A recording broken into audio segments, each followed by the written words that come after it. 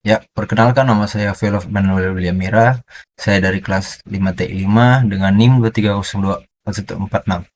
Saat ini saya akan mempresentasikan tentang manajemen support system atau pendukung pengambilan keputusan dalam manajemen. Pertama, agenda presentasi.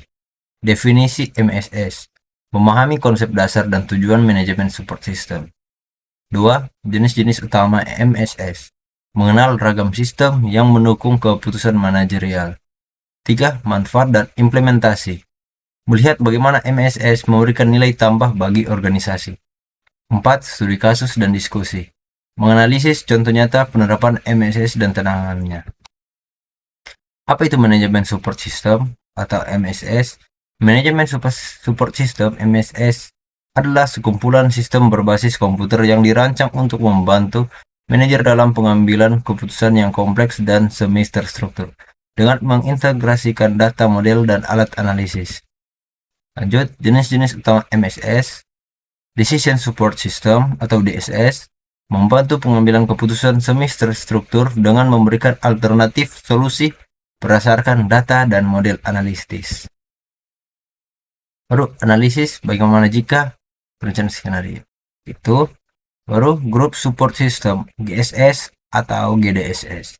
Mendukung kolaborasi dan kerja tim dalam pengambilan keputusan, memfasilitasi brainstorming, voting, dan konsensus.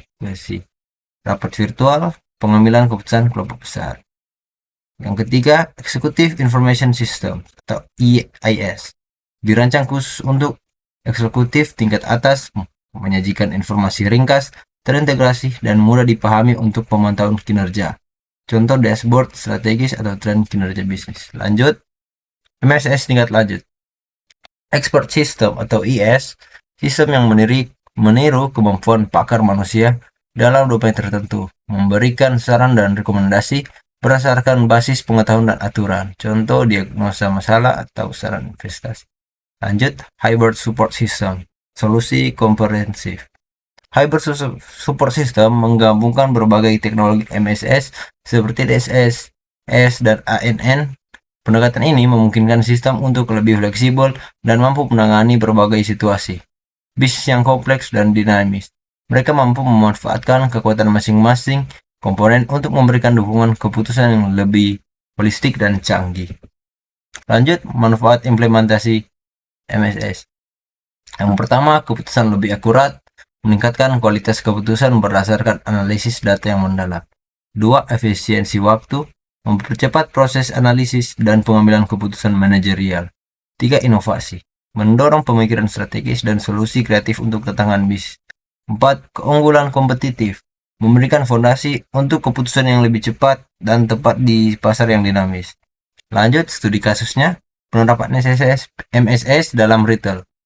Sebuah rantai supermarket besar mengimplementasikan DSS untuk mengoptimalkan manajemen stok dan harga produk. Data yang digunakan, penjualan historis, promosi, kondisi, cuaca, dan acara lokal. Fungsi DSS memprediksi permintaan produk per lokasi, merekomendasikan harga optimal untuk memaksimalkan keuntungan dan meminimalkan limbah. Yang next, hasil penurunan 15% pada kelebihan stok dan peningkatan 5% dalam margin keuntungan selama 6 bulan pertama implementasi. Lanjut, tantangan dan pertimbangan. Yang pertama, kualitas data. Keberhasilan MSS sangat bergantung pada akurasi dan relevansi data masukan. Keahlian pengguna, diperlukan pelatihan yang memadai agar manajer dapat memanfaatkan MSS secara optimal. Integrasi sistem, menghubungkan MSS dengan sistem lain yang sudah ada dapat menjadi kompleks. Biaya implementasi, investasi awal yang signifikan mungkin dibutuhkan untuk perangkat keras, perangkat lunak, dan pengembangan. Lanjut di kesimpulan dan pertanyaan. Manajemen support system MSS merupakan alat krusial bagi manajer untuk mengambil keputusan yang lebih tepat dan strategis di era digital. Pemilihan dan implementasi MSS harus disesuaikan dengan kebutuhan unik dan konteks setiap organisasi dengan mempertimbangkan jenis keputusan, ketersediaan data, dan sumber daya.